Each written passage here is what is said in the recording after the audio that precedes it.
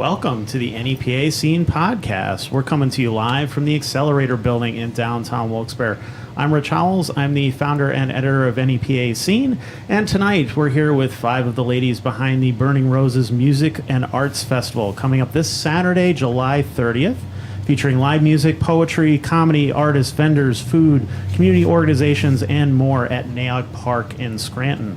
So we're going to talk about their backgrounds and their respective arts, the history of this women-centric event and how it has grown this year, the importance of giving women a creative space to express themselves, the many talented females in the local music scene and art scene and how you can support them, how they feel about the current state of the country and the region, raising funds for the Women's Resource Center and Abortion Liberation Fund of PA, and much more. So please stay tuned for the full conversation. We would love to hear from you guys down in the comments below. So any questions you have for them or about this event or anything like that, make sure to leave those down below on any platform that you're watching, except you, Instagram.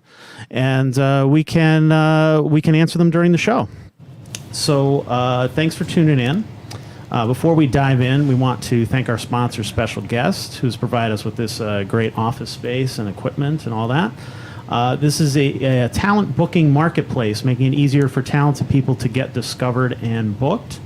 They just launched a brand new program called Merch Booth. It's merchbooth.com, and they launched a free program to help talent and talent professionals create and sell merch online and in person at events. Many local musicians are already using it right now, as well as other artists. Zach Hammond, who was just here a couple of weeks ago, local comedians on there now. You could check out merchbooth.com for details on that. I know John is like dying to get back in here and jump on camera again to talk about it further, but yeah. I don't want anyone else to sign up. We're too busy. Yeah, we're too busy. Okay. Yeah. So no more free design. Yeah, don't. We're done. Please go sign up. Make him incredibly busy. Force them to hire more people. So that'll be cool. But yeah, check out merchbooth.com. It's a really great program, and we'll be participating in that very soon.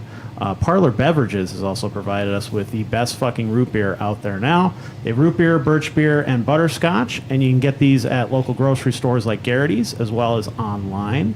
So if you want some shipped direct to you, visit drinkparlor.com. Use promo code NEPA Scene for 10% off.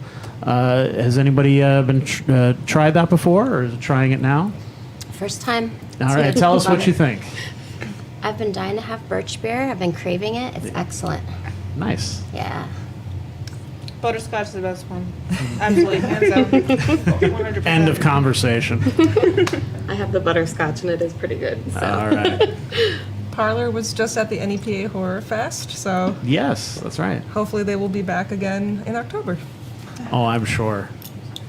Wow, with Josh Balls being one of the owners there, I'm sure he's going to want to get involved with that again. So would you please start by introducing yourselves and tell us a little bit about who you are and what you do, what you're going to be doing at this festival?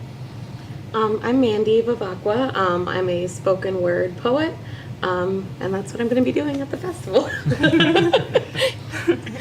I'm Allie Katz. For anybody wondering, that is indeed my real name. Yeah, I'm an independent musician, and I'm just going to be up there playing my own songs earlier in the day at the festival. I'm Jess Meoni. I'm the organizer of the event, but I also have Mia Royce, who is also my co-organizer, and just been community organizing since about 2008, 2009. I'm Jami from Kali Ma and the Garland of Arms, the band. My band's going to be performing at the festival this Saturday. We're also going to be promoting our new album that we just came out with. So happy. This is one of our first local gigs since the album came out. So I'm thrilled.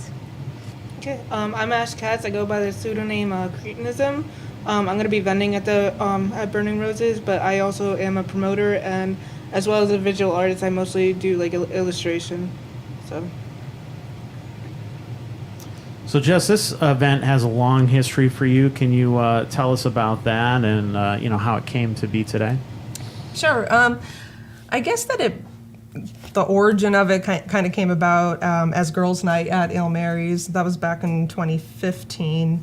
And it kind of just came from going to, standard open mics and, of course, not really seeing a whole lot of women up there. And I don't know, I don't necessarily think that was a cause of people saying that they cannot go up there, but just that they, I don't know exactly what the reason was, but I kind of wanted to make a platform in a community space specifically for women. And people just seemed to come out in droves for that event. And I just thought that we could kind of take it to the next level by creating that same space, but outdoors at Nay Aug Park in 2018. So that's so we did like about 3 years of Girls' Night before that happened.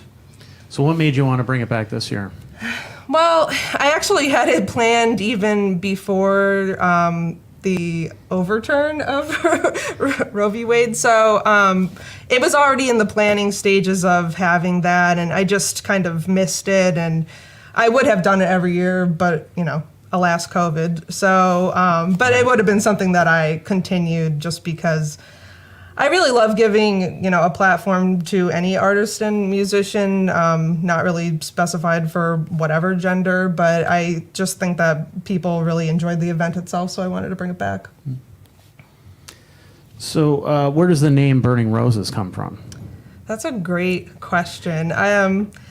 The way that I describe it to people is that, of course, there's this contrast between something being like blazingly on fire and passionate, but also flowers are usually seen as something feminine and delicate. But I kind of take that with like just blending together that dichotomy of, there's a lot of rage, people are angry, but at the same time, I think that there's an appreciation for all things that are beautiful, things that people are creating is beautiful too. Definitely like all the music and the art that's going to be produced that day is beautiful. And I don't know, I just like it kind of came to me one day. There wasn't really too much thought put behind it, honestly. And I was just like, yeah, that sounds awesome. So it kind of caught on. So how did you choose this lineup for this particular event? Well, I've been watching a lot of the performances at the Keystone stage. So that's where I saw Allie perform. And she had also reached out to me saying that there wasn't a lot of venues that she could participate in too. And that's, one of the reasons why I started organizing was because of that. I was, still in high school, couldn't get into bars, and I was like, and my band at the time, Satellite, we were, playing around, but like the only places we could play at was Test Pattern and Cafe Metro, and I couldn't really, I guess you're 18, you could play in a bar, but at that point we hadn't. We were like 16 or 17, and so it had me thinking. I was going to like Zine Fest, I was creating zines, and it just kind of made me think, where are the outlets for these people? So I think in my exploration of that, I decided to want to create that space and just, I saw an opportunity, and that's when I first made Lady Fest at Nay Aug Park in 2009. That's where that came from. So I had no idea what I was doing. But just like, Allie, I don't exactly know how old you are, but I'm sure it was around that time and that age that's what I felt like, and I wanted to do that. So I saw a little bit of myself in wanting to be a musician. So I was like, Allie. So, and, I think that she's going to be great this weekend. And Mandi, I had seen you also perform, but like you played keyboard, right? Yeah. So a little different. Little different. I actually haven't seen you read yet, so that's going to be exciting. So clearly we have multi-talented women here, and Jami has also performed poetry at Girls' Night before. I've known Jami a long time though, and obviously have gone to see her band many times. Also, Ash has known Ash for a very long time, so yeah, I don't know. I guess I kind of went with people that I knew and some people that I didn't exactly know their talents very well. And I also wanted to mix in speakers at the event too. I'm rambling, I'm sorry, but that's kind of how it came to be. No, that's fine. We got plenty of time. Well, what made you ladies want to get involved with this event? I love working with Jess. She always puts together these events that the kind of stuff I've always been intrigued with, and the stuff that made me want to become involved in the scene, like all growing up. Like Metro was one of the biggest inspirations for me. And then like I would always think about how we didn't have enough events to be involved in. And then like I started realizing, well, then we have to do it ourselves. Like we have to put on events. And Jess is one of the biggest inspirations for me with regards to that, because there's just all these different cool things that she does. And I see so many people, it branches off. Like I see where the inspiration takes off, that, you know, it's really cool. It's like a chain reaction of like creativity, and I love it. I love the inspiration that you put out there. I'm gonna cry. People like us need that kind of outlet that you give us. That was so nice. I mean it. I'm kind of like, if Jess is doing it, I'm doing it. Just right doing it. All right, buddy, let's go. I like grew up like really wanting to do music like my whole life, and I was so shy about it until I was like 18. And at that point, I was just like making my own stuff, and I was like, I need to put this out somewhere. And as Jess said, like I expressed that I had nowhere to go. So because like I'm like 19 turning 20, I can't exactly play in bars yet. Like I'm like on the cusp of that. But like I really like I see people my own age playing in these bars because they have people to like accompany them, and I'm like, I'm so independent about this that like I don't have a lot of places to go. So when Jess reached out to me and she was like, I'll put you on, I was like ecstatic about it. Like I was freaking out like the whole night. This is like everything I've ever wanted. This is the biggest like stage I've ever performed at, because I've only been doing open mics for like a few months. So like I was just so down. Yeah, I mean, kind of similarly, this is going to be the biggest stage I've ever been on as well. Low-key freaking out a little, but it's fine. But yeah, I think that, you know, kind of like what everybody's been saying, the issues that that this festival is informed by are issues that are also ones that I take on when I'm writing poetry, because it is something that is so close to my heart. I mean, obviously I'm a woman, so, you know, like that kind of goes hand in hand. But like I've also worked in women's shelters for the past 10 years, so my poetry is kind of informed by that, as well as personal issues that I've had with similar topics. So, you know, I think that the mission that Jess sought out with this. So wait a minute, we have a stage this time? Yes. Yes. Nay Aug, gotta plug Nay Aug. They actually built a stage, and it's Wow. pretty nice, and it has like this like canopy thing there, so it's pretty nice, I would say. Yeah. Was that the trade-off for the pool? We'll close the pool. We'll give you Yeah, guys a I'm stage. wondering. Yeah, I'm not really sure exactly how it came about, but they are holding like weekly concerts there now. I always see some old folks bringing their chairs over and stuff. Yeah, this is a little bit different than the programming you might be used to there. I'm hoping I won't get yelled at too hard. I don't know. I'm kind of hoping maybe some seniors will show up and be like, you know what? Get off my lawn. Pretty good. These kids are on to something. So what do you think makes this year different for this event? I mean, it has certainly expanded. Yeah, I mean, like, definitely there is an actual stage as opposed to my canopy. I brought like a pop-up tent last time.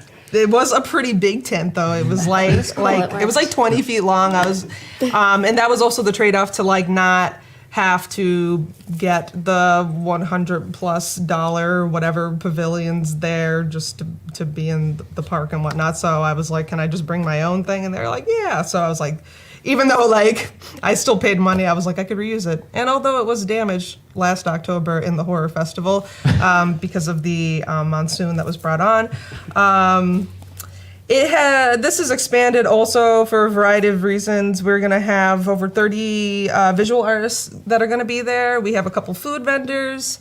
There are definitely more of a lineup of musicians, and there's also just like a mix of that. Poets and speakers from different local community organizations.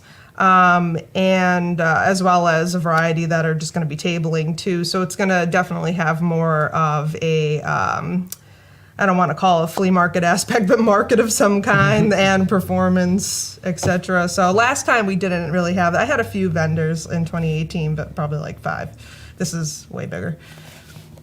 Yeah. I also love the evolution of the events that you've been putting on since I've been a part of the stuff you're doing for so long.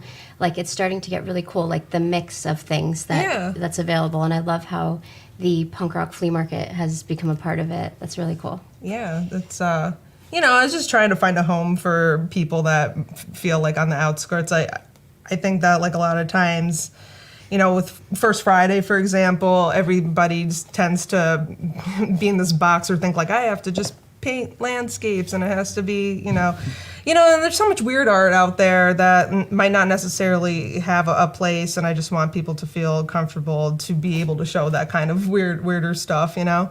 Although I have been at some First Friday shows that they have had strange art, you know, which I'm totally down with. I think this gives a lot bigger exposure and tries to pass along that idea to be comfortable with that. You don't always have to create, you know, mainstream accepted art, I guess. And it kind of gives it a little more of a centralized location to find this stuff. I kind of find First Friday, especially these days, like it used to be very planned out, very like, follow the map around and stuff. And then over the years, I feel like it's not as well publicized anymore. And I'm like, I don't even know where to go now. And like, it just doesn't, I don't know. It's not the same as it used to be, in my opinion, anyway.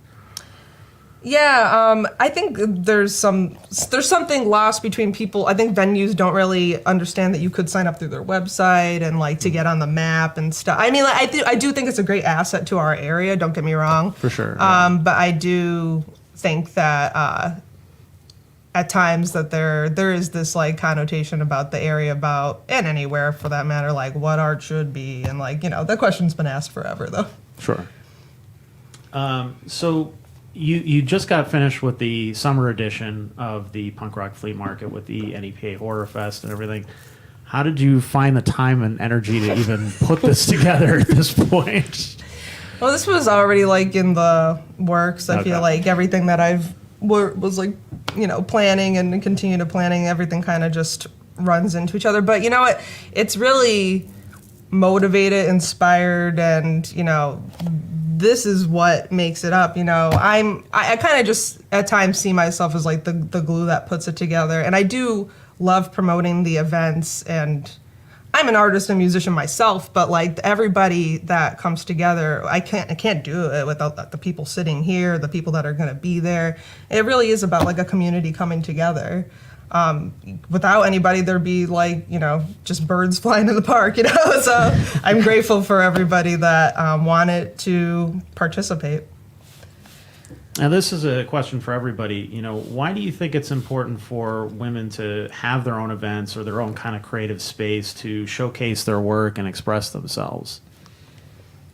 Sometimes I think like women get overshadowed, you know. So I think that like. Especially like in the like art history, like when I took art history in school, like basically like I had a whole class on women's art history, and how like and like there was like guerrilla girls and stuff like that, and like even like the guy that like I don't know. It doesn't even matter. All I gotta say is, this is like, it's just like women get overshadowed by by men a lot of the time, and that like when they like they're in like even when women are in like bands and stuff like that, it's not even just a band, it's a girl band. And if a woman is like you know, fronting a band, it's a female fronted band. You know, like what I'm saying? It's just like this. I feel like it's very like. It's just very exclusive, like. Yeah, it's almost like they're pointing that out. Like you can't just say they're a band, you know. Like, do you get that a lot, Jami? Yeah, the music scene itself oftentimes has felt like a boys' club, and I don't know if that's everywhere, but for the most of like my participation in the music scene in this area, it's felt that way, and it hasn't been until just recently I'm treated more like I'm an adult that has their own thoughts, that can do stuff and like, you know, actually like front a band and stuff. It's always felt like, aw, look what the girl can do, you know. So it's definitely it's cool to show that women are strong and we do stuff, like, you know, like it's not like we're special and, you know, like, I mean special like, you know, we're special, but we're not. We're all people, you know. Like we're like treated like a novelty. Right, right, exactly, yeah. Put on display and yeah.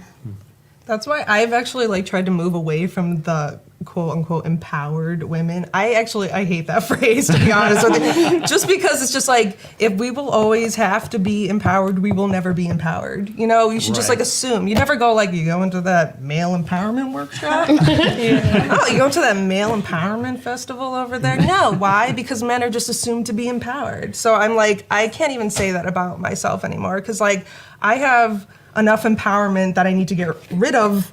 The other people could just have it, you know, like, because I'm like, I get myself involved with obviously projects I love to do, but like clearly, you know, I want other people to do this too. So yeah, I don't know, that phrase, like, I just feel like it's and I'm in marketing, so like, you know, it's like a phrase that will be used for all eternity until it's just assumed that we are. Like, we're managing so many things in our lives, like all people are, you know? So it's just like, we can't continue to be like, oh, we're like we're the sex that needs to be empowered, you know? Like, I know a couple lazy guys. Sorry, not you, Rich. Yeah, I never even had those thoughts myself until like it was presented to me that like it's weird to be doing things as a woman, right, like in an art scene or to be a writer and to be a woman. It was like other people's response that gave me that idea. Mm-hmm. So yeah, exactly. And that I think people have kind of reached that point where they're sick of hearing that sort of marketing too. Like, oh, if we just, you know, color things pink, that's supporting women, right? You know, that's we're you know, the I don't know if you watch The Boys. They did a great job of like satirizing that whole thing of like, you know, putting the women out front, this women superheroes. Oh yeah, we're you know, girl power and all that kind of stuff. And behind the scenes, they're all treated like shit. You know, it's exactly how you would expect those types of things to go. Well, let's talk about your you know, individual art and maybe you know, some of the work that you're most proud of. So.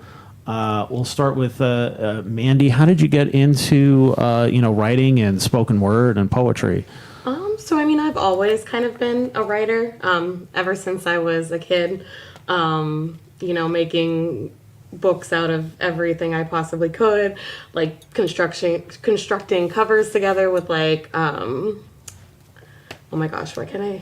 Cardboard. Like, I can't think of that word. I'm tragically bad, like under pressure. That's so why, I do apologize. See, that is why I'm a writer too. Like, I'm very proud of the words that I can put down when nobody's here. This kind of stuff, though, yeah, it's, you know, you do it because that's the format that people watch. You know, because some people will just never read all of those pretty words. So right. Figure, okay, maybe if I talk them out, you know, and try to anyway, but. Yes, but go on. Yeah, so, I mean, like I said, I've always been writing in some aspect. It wasn't until I went to college that I got really involved with, like, the slam poetry scene. So I was in my campus's slam poetry club. We had, like, organized for different poets from the publisher Button Poetry to come in and, like, do workshops and things like that. So that was really cool. And from there, I mean, I've been in and out of it, I think, since I graduated. But I think the pandemic, if it was good for anything, it was good for me to kind of focus on a project. So I think once, you know, the quarantine period started, I was like, this is what I'm going to do. I'm going to put my first poetry book out there. And that was like my goal. And It was actually, it came up on my timeline or whatever on Facebook, like your memories, that it was a year ago, a few days ago, since I did the first draft of what is now this. Nice. So it's like a little chapbook sort of thing? Yeah. I when I first kind of put it out, I was doing it under the pseudonym Eloise Glass, so that's why it's okay. like that. But I'm kind of like in, I don't know if people, of course people know Beyonce, but people know Beyonce. But how Beyonce did like her Sasha Fierce thing and then like moved out of it, I guess that's where I'm at with that. I'm like, I can just be Mandi Vivaqua, that's fine. So, yeah. All right, Beyonce, that's your little plug. All right? That's all you get. So can people pick these up at the festival, or where can they get them? So I'm planning on having more copies with me. As it stands, I was going to bring a few of them with me, but I only have 2 currently, so I'm going to have to make some more. But yeah, find me at the festival, and I can get you a copy. Nice. Very cool. So I don't know, like I don't really know what I would describe music as. I've heard a lot of people say it's like very similar to like early 90s grunge, but like I don't really care. It is what it is, honestly. Yeah. And a lot of songs are like way different than others, and I have so many different like musical inspirations, but yeah, I don't have any like released music, but I have a lot of material that I'm in the process of recording and releasing. So this is also Burning Roses is the first time I'm going to be performing my own music live. So It's like a little debut in that way. So I'm using this as like an opportunity before everything kind of comes out. Now, is grunge classic rock to you? No. Okay. Don't hurt me. Absolutely not. Try not to feel any older than I already am. I know that I'm Gen Z, but I don't think of things like that.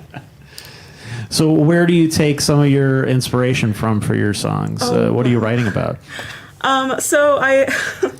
Not a lot of my songs are very upbeat, and actually when I was like preparing my set list for Burning Roses, I was like, oh my god, these are all sad. They were all so sad, and I was like, I don't know, I was just like, it's fine, like it can be chill, like it's fine.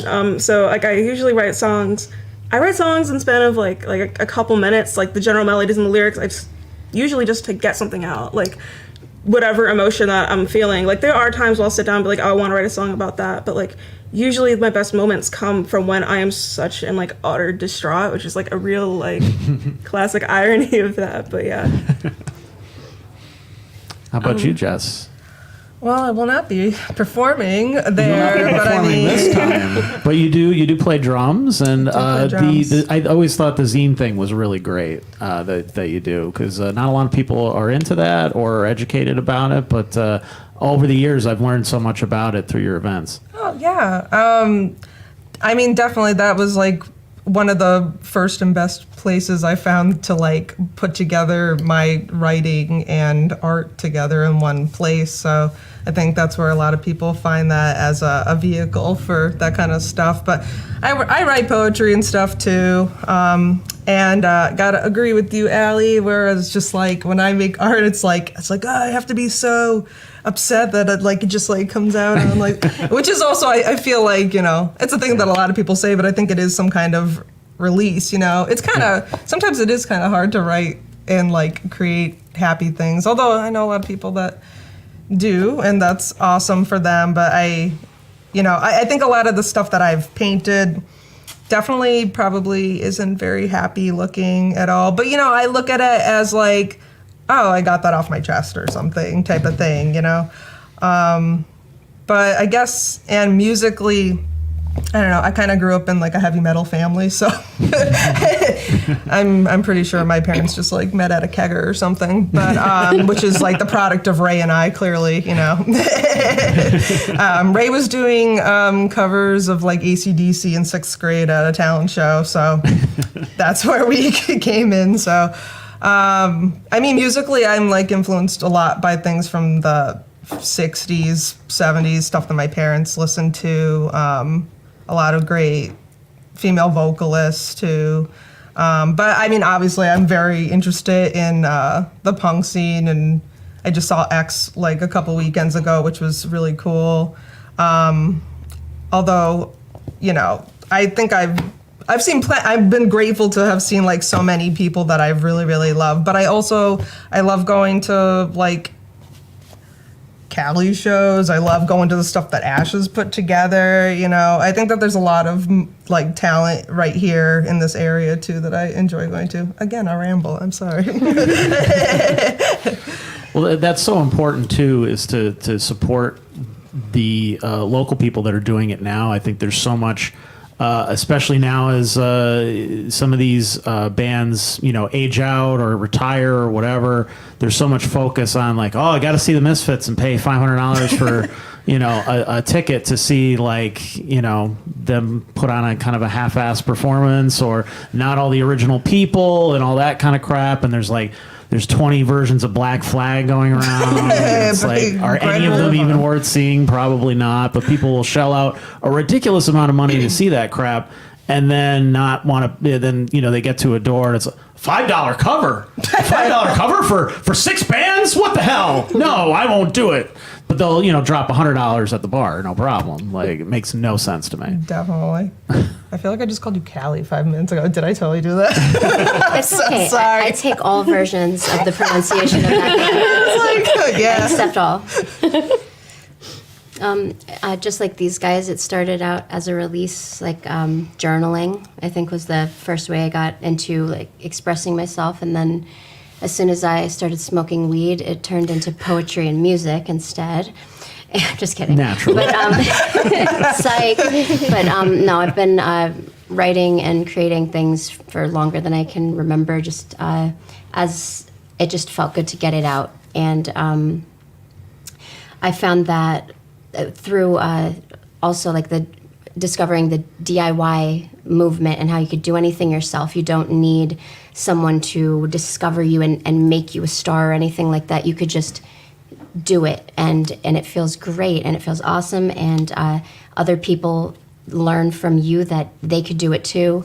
And through that process, the things that you were expressing and the release from all that pain and stuff, it becomes like it heals that. Your creativity and your creations heal that pain that was causing, it's cool. It's like the Ouroboros, you know, it's like you find your own, you heal yourself. And like it's been a beautiful journey so far, being creative and putting it out there, and actually like the communication that exists through putting your art out there. Maybe like if you have a hard time expressing yourself by talking to people and just discussing your ideas, through your music you can put it out there, and those that get something beautiful from that, like, you know, that was the communication that you shared together, and that kind of stuff means a lot to me. So pretty much, yeah, that's why I'm doing this. I love being a part of this scene. I love Jess's DIY spirit, because that's what I've always been about too. That's what our band is, like, just full DIY. And you guys have a new album out fairly recently? Yeah. Yes, we just released Animal, and for the first time we did it on vinyl, so that was really cool. That was something we've been wanting to do for a while, but we just had to raise enough money to do it, and we designed the cover, and Ray put together a collage front and back, and that part took a lot of work, but it always feels so good to do everything yourself. Like the product, when you know that that's just like literally like your sweat, like your blood, like there's even like some actual blood, not on this copy of course, but like we have we have the originals. For and sanitary like, reasons. you could see like when he cut his finger with the X-Acto, like there's a little drop of blood there. It's just like so cool, you know, like that's us. And you have actual physical copies. That people, Yeah, you know, we do, yeah. Which is so unusual in this day and age. Right, and so on Saturday, I think at that point we'll have like 20-some vinyl left. We had 50. We'll have 20-some left, so they'll be there on Saturday at the festival. Nice. So, Ash, how did you get into illustration? Well, I always, like, I've drawn all my life and whatnot, but I don't think I really delved into it until, like, I don't know, about, like, 10 years ago. I used to live in a punk house, and we had, like, nothing. We didn't have, like, internet. We didn't have TV. The only thing that we had was, like, Call of Duty, like, the first Call of Duty, and they played, like, Nazi zombies over and over and over again. It was the same goddamn level. Like, oh my god, it drove me crazy. But like all I had was like basically my sketchbook. I used to work at AC Moore, so I had like all my markers and stuff like that. And like we watched like horror movies all the time, so then like that's what I was doing. I was just drawing monsters, and that's all I do is just like the slimier and the grosser, like the better, you know, the uglier the better, you know. There's really like no meaning to my art or anything like that. It's just basically what just comes down. I actually do nowadays. Like, I didn't even go to school for illustration. I went to school for film. Like, I minored in print, and, like, that's what I do for a living now. But, like, at the same time, like, it's I don't know, it's weird. My mom called me an idiot for not going to school for illustration. But anyway, so, like, nowadays, I do a lot of stuff for, like, bands and the scene and whatnot. Like, I do flyers. I actually did this record, the front cover of it. Oh, damn, that's it's awesome. A 4-way split, like, Presidential Disgrace, which is, a band from Maine. They're actually old members of like a Global Threat, and then Worcester. I love them. Yeah. Yeah. Like, and then Worcester. I don't know if anybody knows who Common Enemy was, but they were really big like a number of years ago. But my friend Gary from Common Enemy, he does this thing called Rat Milk Collective. I do a lot of things for Rat Milk Collective too, and yeah. So like I also like promote different shows and whatnot. I just did a show, like a festival, like 2 weeks ago called the Banana Fana Faux Fest. It was like a 2-day festival. Like the first, like it was like the second one I did. Like the first one I did it at this DIY space called The Building, and it was crazy. There was like a giant remote control shark like floating around the ceiling, and like people were like dancing and like inner tube floaties and beating each other with pool noodles and shit like that. I don't know where this shit comes from. Like Your other stuff. Oh, my other stuff? Oh yeah. So this is from a flyer. It's actually like I took all the band names off of it and stuff like that. It's actually Nice. from Dawn of the Dead. See? And then this one is actually from a show I did with like Vulture Peak and Oh, wow. the Keystone stage. Yeah, this one came out really cool. Yeah, This that's is awesome. like, yeah, I put like worms in her mouth and shit like that. I was listening to a lot of Fear Before the Bunch of Flames. I like all sorts of different music, but like their last good album is called Always Open Mouth, and I kept on listening to it on repeat, and so I was like, oh, put worms in her mouth. So, I don't know, but I'm also a musician as well. I used to play in this band called Burt Reynolds, and every single song was about gummo. It was just singing about huffing glue and killing cats. I don't do either of those. But I was Huff screaming cats and about kill it. I used to play in White Swamp with Jess. I have like another band coming up. Like it's actually an all-female band with a couple friends down in Easton and whatnot. So I mean, I'm kind of around the block with things. So,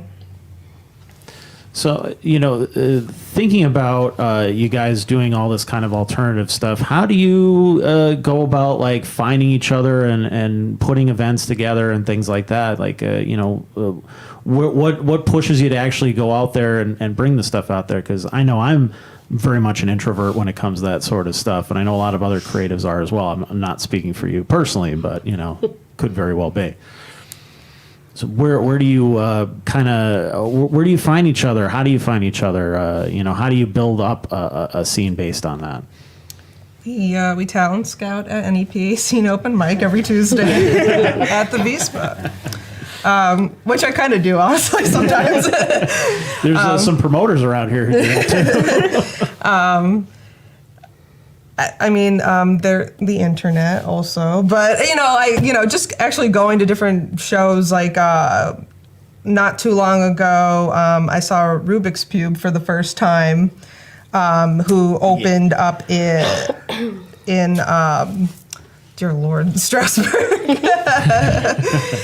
And they were amazing. Like they were nothing like I've ever heard before, and I was like, we need to get them to actually come to our event. So, taking a chance on shows that, might not necessarily have someone that you recognize, honestly, just freaking going to a show around here is great. And, making sure you try to get there early and do catch the openers because they might surprise you, and just giving people a chance, and not always going for the band that's gonna totally sell out a place. I just feel like giving people a chance is an important thing about when I make connections, because I remember being that kid in high school and not feeling like I had a place to go, and Jami, like you were saying, and just being the change you want to see in the world, and you just go out there and you do it. And I took a lot of inspiration from like bands like Dead Moon is what came to my mind when you were talking about like making your albums and stuff. They figured out a way to make their vinyl, create the artwork for it, and put it together. And that's where I also come from with zines and whatnot. So finding people that kind of, I guess, share that spirit too, of not necessarily, maybe they don't know exactly what they're doing. Maybe they're not an expert musician, but they have the heart and intention to get somewhere. I think that that's what I look for when I want people to be a part of my events. So what are some of the best ways that people can support artists such as yourselves, or even women in the scene in general? Come to our shows and buy the things that we have for sale. That really helps a lot. But not just that. Listen to what we're saying, pay attention to what we're doing, because it's not many people are listening or looking all the time, and pretty much that's why we're doing what we're doing. We're trying to say something to you or show you something or open your eyes to something. We're just trying to make a connection, and that connection is very valuable to us, and we want it to be valuable to other people as well. I also say like to share with your friends, like even just on social media, just share all your friends' stuff and keep on doing it, because somebody will find it and they will like it, and then it's just going to be a continuation of a continuation of a continuation. Yeah. If you like us, then tell people about us. Yeah. Yeah, social media is such like a fast thing, like that nobody really thinks about. But like just like sharing someone's like music video or something like that, like it takes like 2 seconds, not even. Like just share it. Just share. Like don't even think about it, just share it. And I think too, like post-COVID, well, not even that we're post-COVID, but post-COVID. And just like in this current day and age, I think everybody is kind of struggling financially. At least I know I am. But I think that sharing people's work it's free. It doesn't, cost you anything. And it's exposure, so. I'm so sorry. Go right ahead. I would also say to that point, when you do listen and you do share those things, tell your friends how it made you feel, like actually like how did it affect you, did it like what did it do to you? Because if I'm making a ton of stuff and it's awesome to share things, don't get me wrong, I think that everybody should share things, but like I feel like I would value a lot if someone did tell me like what did it make you feel, what did you think about when I made this, And also, like, there are so many friends that are so supportive that aren't necessarily in the arts and the music that I highly appreciate, that have, helped me. I'm sure you guys have friends that aren't, necessarily doing the same things that you're doing, but they come to your show anyways, and they talk you up to your friends, or strangers, So, yeah. Speaking of which, please like and share this video. So who are some of the female artists that you love or admire, either locally or nationally or like anywhere around the world? Anybody who maybe you love or inspires you, anything like that? L7. L7. Also, like the Distillers, Cat Bite from Philly. Actually, Rubik's Cube is huge for me right now. Like they're into like the Subgenius, the Church of the Subgenius. Like, I just got to see them because of the Horror Fest. Actually, it's so good, amazing. Yeah. And then like Charlie Ma, hands down, straight up. Like when I saw you guys for the first time, I was just like, what the hell's this shit going on? Thank you. We're so weird that it's we have to find our people, and like our people are weird too. So sometimes it's hard for us to find each other. You know what I mean? So that means so much. Yeah, but I would also say like I'm very like inspired by like 70s punk rock. Like that's really where a lot of everything comes from. I've been into punk rock since I was like in high school. Like so I've been like X-Ray Specs, like Rubella Ballet, you know, even like Blondie. I love Blondie. Like no other like parallel lines, like straight up. Like so it's all like I can't even think right now. All I gotta say is 07. That was my answer. No. You told me my answer. I saw Bad Cop at Warped Tour 2017, and I got to speak with them, and that was like really like crazy because like they're like much bigger now than they were then. But like I think I was talking to the drummer, and I was like, dude, I love your band so much. And like seeing them, this is like before they went on, and like I ended up like being in the front row for their show. Like it's kind of funny, like I saw, I don't know, I was like probably like 14 or 15, and I saw like the lead guitarist, like she was bleeding all over her guitar, and like ever since that's like what I want to do so bad. So like, that inspired me like in another way. But like seeing how far that band came, like especially because I got to personally speak with them, and now that they're really like, pretty big. So I would definitely say Bad Cop, especially with all the stuff that they're promoting and all the stuff that they talk about is really important, like to the things that Burning Roses supports. Yeah, I think going off of that one for me would be War on Women. I think Shauna Potter, the front woman, she really inspired me because she's, I mean, not only does she do the music aspect of things, but she's also a big activist, advocate for women's rights, anti-racism, things like that. So yeah, they're a big one for me. But I'm also kind of like Ash said before, my music tastes are all over the place. So I listen to a lot of R&B, a lot of rap, like just everything. I'm trying to think who's big right now. Rico Nasty. I don't know if anybody's into her, but she's great. How about some TLC? Oh yeah. Oh yeah. Love that. Jami? I'm trying to think. I guess I'll just mention this writer that I discovered, Olga Tokarczyk. She's a Polish writer, and it was a very odd, random way that I even found out about her. She's an activist in many different realms, but her writing has spoken to me in like a really profound way. It's very cynical,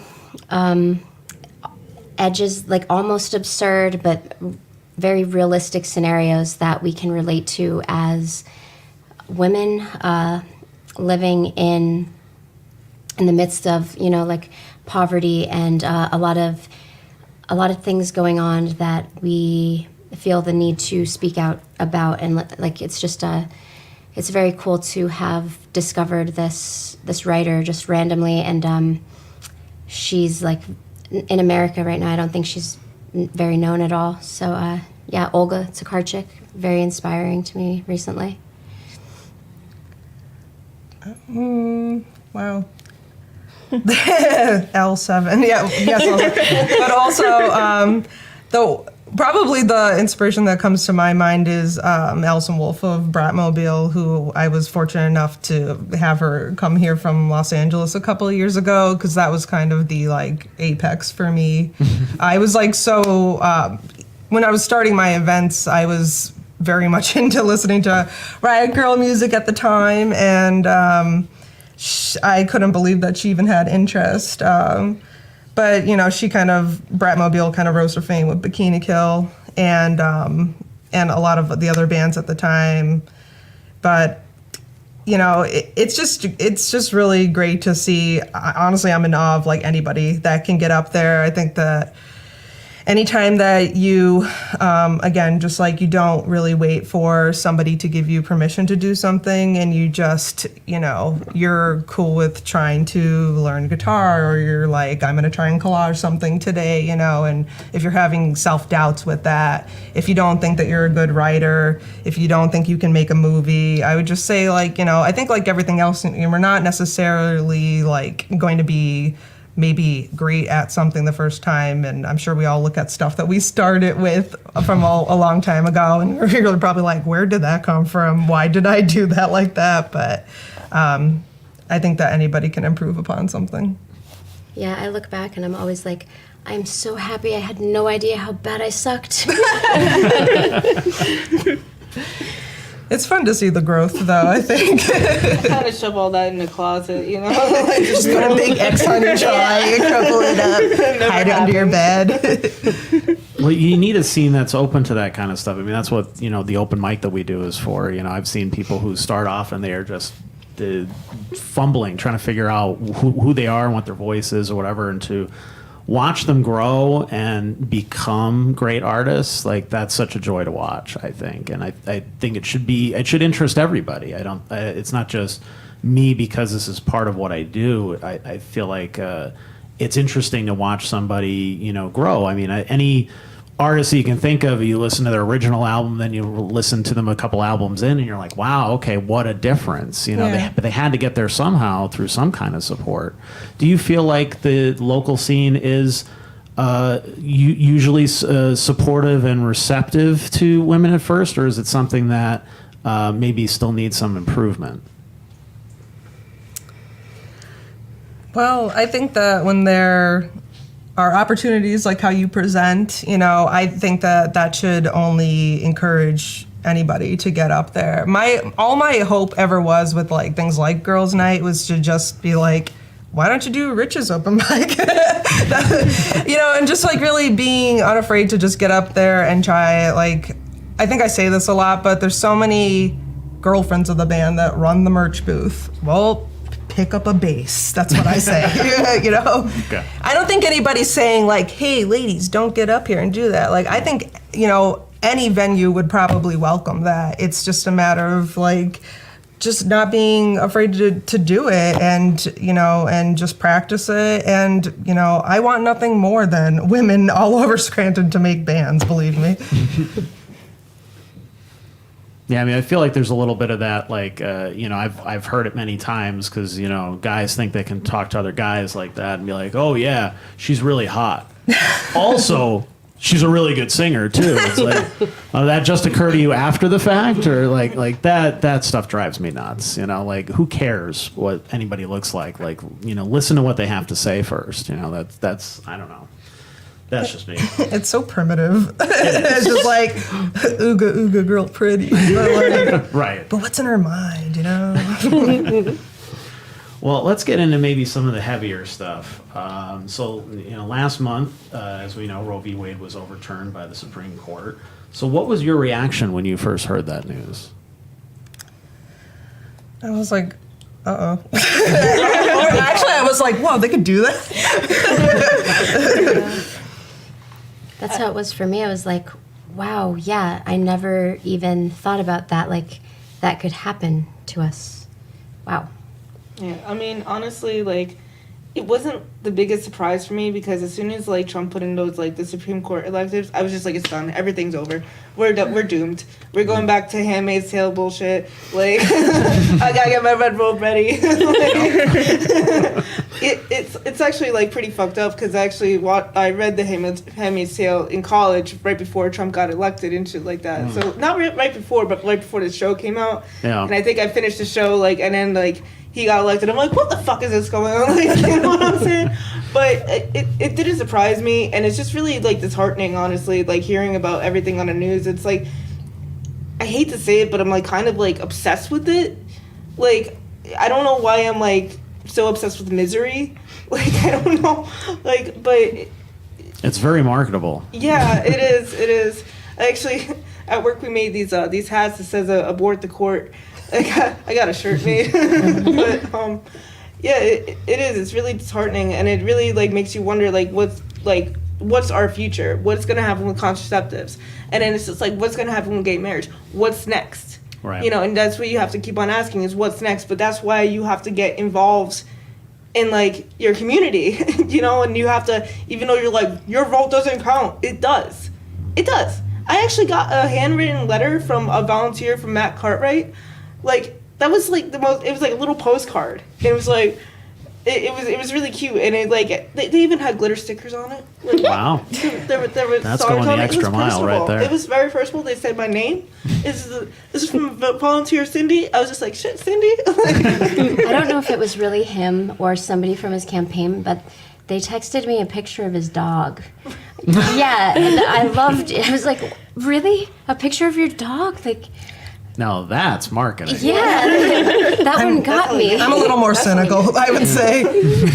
Yeah, I don't know. When I see Matt Cartwright, I think he's drunk in all of his ads. He looks like he doesn't want to be there. He's just like, oh, Matt Cartwright. Yeah. No offense to the dog or the glitter stickers. I think most of our representatives have a few DUIs. They're clever. They know. It's just. Yeah. I hate the two-party system personally. I hate any party system. I'm just like, what are we doing? Like, I don't know. Well, it's like you said when Trump got in, it was oh no, here we go, and then everybody just is like, well, okay, we'll just swing the other way, and then we'll vote Biden in. And it's like, well, what the hell is he doing? Like, none of these people are doing anything to at least that I can see to stop this or to work towards something better or to prevent this in the first place. Like, it's ludicrous that you elect these people and they just sit there for the next 4 years until they want your vote again. Like, not to get like too political, but they're the same machine. yeah. Oh yeah. Absolutely. So. I'm an anarchist, so I just want to smash the state. So. That's the only way to be. Yeah. So what can people do right now to help protect women's right to choose in Pennsylvania and beyond? So right now, at least, we still have access, clearly, Pennsylvania. But there is the Abortion Liberation Fund of Pennsylvania, which they are located more in Philadelphia, but they do help out surrounding cities. And they're primarily to fund abortions if you cannot afford one, because they are still an expensive procedure. Or so there's that. I would also just say, come out to these kinds of events. And as far as like, I did see some of the Scranton Times article comments. Thank you. Some guy was like, I hope it rains on Saturday, And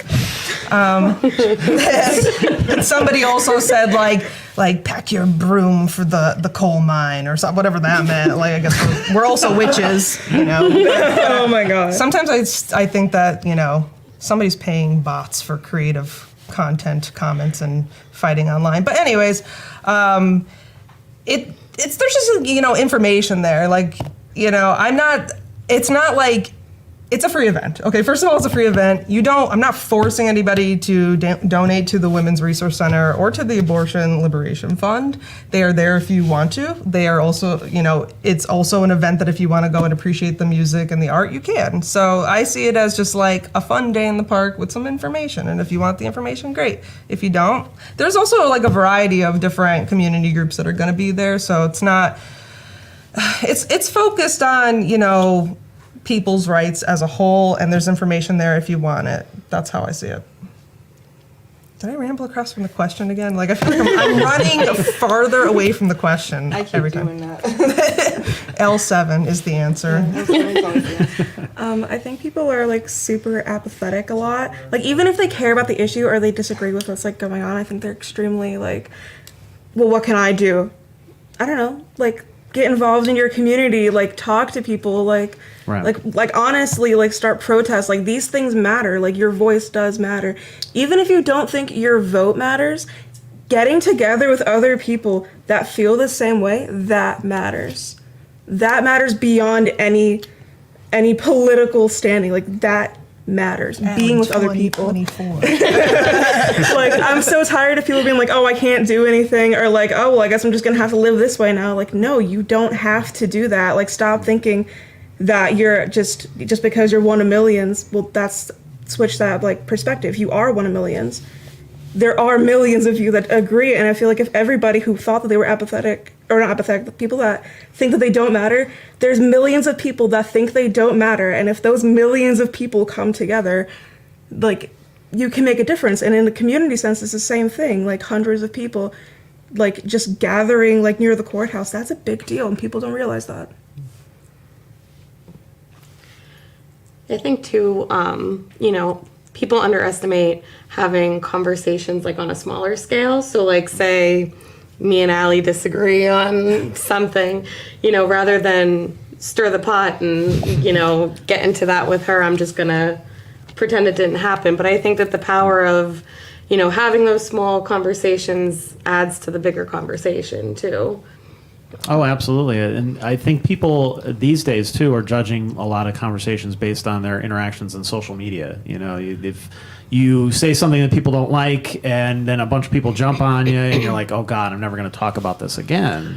But if you are talking to somebody one-on-one, they don't act that same way. There's very few people who are going to talk in all caps at you and scream in your face and whatever. They're going to they might say I disagree with you, but you actually have a chance to have a real conversation and engage them in a real way. So events like this could be an important bridge in that sense.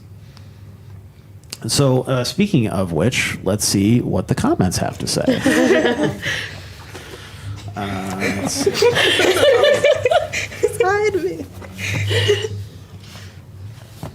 All women burn in hell. No. That was another WNEP bot that I paid to say that. Just to start controversy. Those damn Russians. Bye, John. You guys are doing great. He's the best at encouraging us all behind the scenes. That's his job, is to make us all feel good about ourselves. Carissa says, let's go, Allie. Pamela says, you're amazing, Mandi. See, these are all nice comments.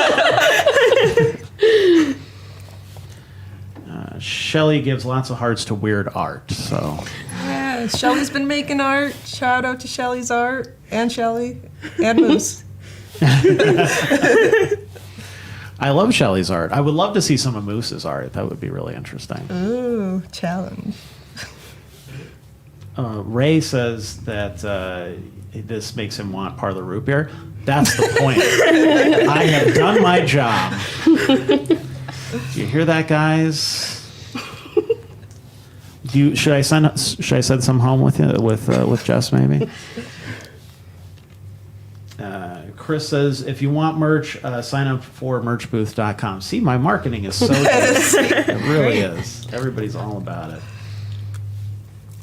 Astrogen says, Rico Nasty. So totally with you there. I love Astrogen. She comes to the open mic all the time, and she's definitely one of those artists that I've watched, really grow and stuff. And she did some kind of cool experimental sound stuff this week that was really neat. So definitely looking forward to seeing, where she takes that stuff next. And Melissa says, great job, girls. See, we got through them, and not one insult, not one go to hell, not hope your event burns to the ground. I've been waiting for someone to make that joke. I'll give you guys some burning roses. Right? Yeah. So, what are you most looking forward to about this coming Saturday? Ash, let's start with you. Me? Take the pressure off of me. Duh. Making money. No. No, really, I just want to, I love shows and stuff like that, so I just want to, it's just nice to be able to chill and not have to be behind making the show happen for once. That's stressful shit, man. That too, yeah. I'm so happy when I'm on a cool event and I didn't put it together, because that kind of takes away all the coolness for you. Like when you're there, it's like, I wish I could enjoy this. But no, yeah, I'm so excited to perform and be a part of it and listen to all the other performers and or see the art and everything and listen to the speakers. So just being a part of it, and as I'm looking forward to it so much. Looking forward to running around that morning, putting up these signs that will hopefully direct you to the location. And of course, seeing everybody Also appreciating when bands come forward to share equipment because I don't have a lot to provide. So any bands watching, this is a PSA. Reach out to other bandmates and share your equipment. It makes the promoters happy. It makes everybody happy. I think George told us he's providing his drum set for the entire event. George, excellent. Mezzos, fantastic person. Yes. So not to get like too sentimental, but I have like really bad anxiety. But like whenever I'm at like shows or these kinds of events, it's like the only time where I never feel it because it's a constant feeling, so I don't really notice it. But like when it's not there, I'm like, holy crap. So like I'm like excited in that portion, and I'm so excited to see like all these people and like meet some of these people because I'm so like new to this scene. Like it's just really exciting to network. I feel like a lot of people that like aren't like, you know, an artist or musician or anybody that's going on or anybody that's selling anything, they're going to have the opportunity too. And it's just really nice to see everybody get together in that way. Yeah, I agree with everything. I'm excited for everything. Like I said earlier, it was going to be my first time performing on like a big stage like this, so that'll be cool.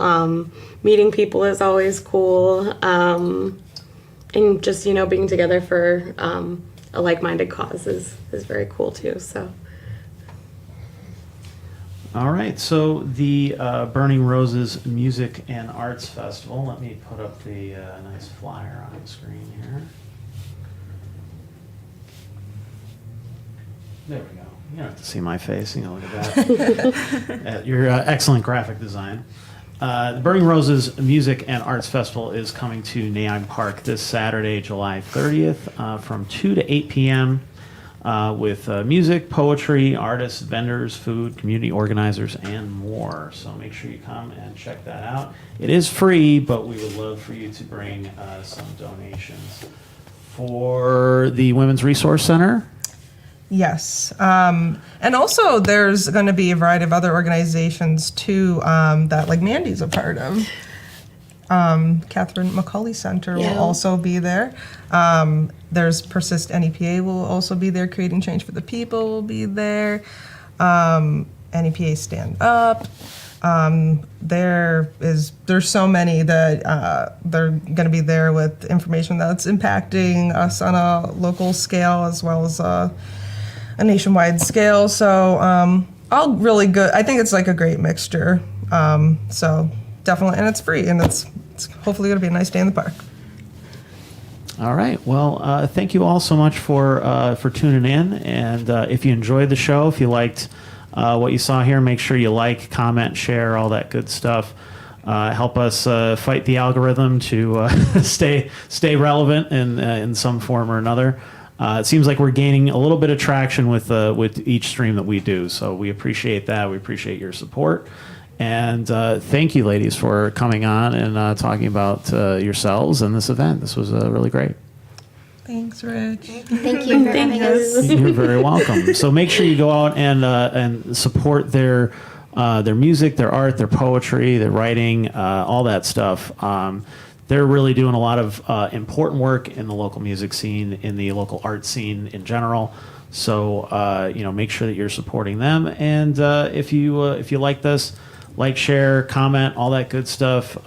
Make the algorithm gods happy.